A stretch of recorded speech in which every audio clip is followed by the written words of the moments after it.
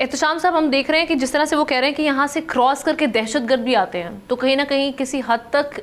دہشت گردانہ جو حملے ہیں ان میں بھی کمی دیکھی جائے گی، لیکن وہیں پر ہم دیکھ رہے ہیں سائملٹینیسلی کہ ہمیں جو کروڑوں روپے کا قومی خزانے کو نقصان ہو رہا ہے، اس میں اب حل پاکستانی حکومت کی جانب سے تو کہہ دیا گیا جب تک دہشت گردوں کی پناہ گاہیں ختم نہیں کیے جائیں گی تب تک تعلقات بہتر نہیں ہوں گے، تو اس کے بغیر کیا مذاکرات ہو سکتے ہیں سوللی اس ایشو کو لے کر؟ ہم نے دہشت گردی کے سوال تو اپنی جگہ مضبوط ہے، اور ہم نے بڑا واضح طور پہ ان کو بتا دیا کہ مسلسل دہشت گردی ہونے سے پاکستان کو کتنا نقصان ہے، اندر آ کے مارتے ہیں، اس کے بعد چلے جاتے ہیں، یہاں سہولت کار بھی ان کے بیٹھے ہوئے ہیں۔ اصل بات تو ہے افغان حکومت وہ جس انداز سے اپروچ کر رہی ہے، اور اب دیکھیں پریزیڈنٹ ٹرمپ کا بھی بیان آ گیا، وہ کہتے ہیں کہ جو اسلحہ ہم چھوڑ کے گئے تھے، جو کہا جاتا ہے $7 بلین کا، وہ کہتے ہیں کہ استعمال ہو رہا ہے ہمسایوں کے خلاف۔ وہ یہ کہہ رہے ہیں کہ جی چاہے پیسے دینے پڑیں ان کو، اس سے ہم واپس لے کے آئیں گے۔ اب نا یہ جو ریسنٹ کلیشز ہیں نا، جو نقصان اس طرف سے ہو رہا ہے کہ ہمارے تک جو جانے تھے، اب ان کو یہ لگ رہا ہے بڑے عرصے سے پاکستان کہتا ہے کہ یہ ویزا رجیم ہم نے جو ریسٹرکشن رکھی ہیں بغیر پاسپورٹ کے ویلڈ ویزے کے ہم کسی کو نہیں آنے دیں گے، وہ تو اب کہتے ہیں کہ نہیں جی ہمیں تو اپنا ایسے ہی آنے دیں، ایک کہ ہم کئی برسوں سے ہم جا رہے ہیں آ رہے ہیں۔ تو میرا خیال ہے پاکستان جس انداز سے کہہ رہا ہے فرملی، ابھی دیکھیں کل اسحاق ڈار صاحب ہمارے deputy prime minister foreign minister جو ہیں، ان کا ہر صورت میں افغان طالبان جو اپنا مہاجرین ہیں ان کو واپس کریں گے۔ اب دیکھ لیں ان کے بارے میں پتہ چلتا ہے کہ ان کی انوالومنٹ بھی ہوتی ہے دہشت گردی کے حوالے سے، سہولت کاری کے حوالے سے۔ تو Pakistan once and for all اس کو ختم کرنا چاہتا ہے، ایفرٹ بھی کرنا چاہتا ہے۔ اب تو یونائٹڈ نیشن بھی کہہ دیا ہے، انڈیپینڈنٹ ادارے بھی کہہ رہے ہیں کہ پاکستان میں باقی جگہوں پہ دہشت گردی جو ہوتی ہے اس میں افغان طالبان جو ہے نا انڈائریکٹلی وہ سپورٹ کرتے ہیں ٹی ٹی پی کے لوگوں کو، جو 2-3 جگہ پہ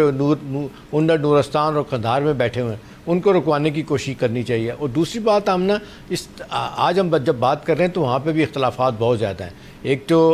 جس انداز سے جلال الدین صاحب ہیں وہ خلاف ہو گئے ان کے افغانی، وہ بھی کہہ رہے ہیں، اور دوسری طرف ان کے جو ڈیفنس منسٹر ہیں ملا عمر کے بیٹے ملا یعقوب، وہ بھی یہ کہہ رہے ہیں کہ جی پاکستان میں جو جس انداز سے دہشت گردی ہوتی ہے ہمارے لیے بھی بدنامی ہے، 3 سال ہو گئے ہیں، کوئی ہمیں تسلیم کرنے کے لیے تیار نہیں، اس کو ختم کیا جائے۔ اہم بات ہے ہم نے اس دفعہ جو ہمیں نقصان ہو رہا ہے، ہمارے 20 ٹرک کھڑے ہیں وہاں پہ، اب حکومت تو ہم دیکھتے ہیں کہ ہر دوسرے تیسرے دن جب کلیشز ہوتے ہیں وہاں پہ تو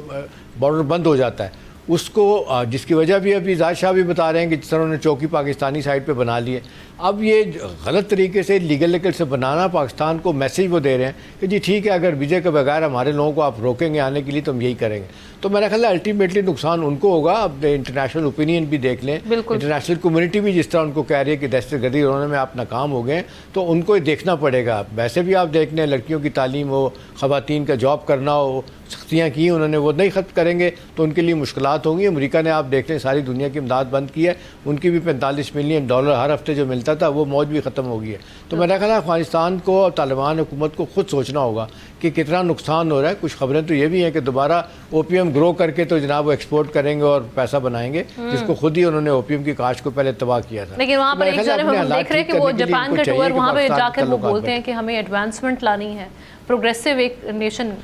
بنانی ہے، لیکن دوسری جانب ان کی جو ادائیں ہیں وہ بالکل برعکس ہیں ان کے الفاظ کے۔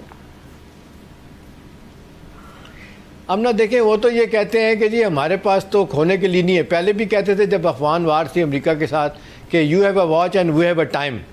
تو میرا خیال ہے یہ ان کو تو وہ بالکل ماننے کے لیے تیار ہی نہیں ہے کہ ہم اپنا وہ قبائلی سسٹم توڑیں گے۔ ہاں اب تبدیلی ان کی اب آئے گی، کیونکہ آپ دیکھ لیں ناردرن لائنس کے لوگ ان کے خلاف ہوتے چلے جا رہے ہیں، وہاں دیکھ لیں ازبک ہیں، اس کے بعد پھر ہزارہ لوگ ہیں۔ ایونچولی ان کو اپنا رویہ چینج کرنا پڑے گا۔ جو دنیا اس وقت جس معاملات کو دیکھ رہی ہے اور جس طرح سے ان پہ ایک پریشر بھی پایا جا رہا ہے، اس کے بعد ڈیفینیٹلی ان کو یہ لائن لینی پڑے گی۔ Thank you so much. Subscribe کریں اور بیل دبائیں تاکہ کوئی خبر رہ نہ جائے۔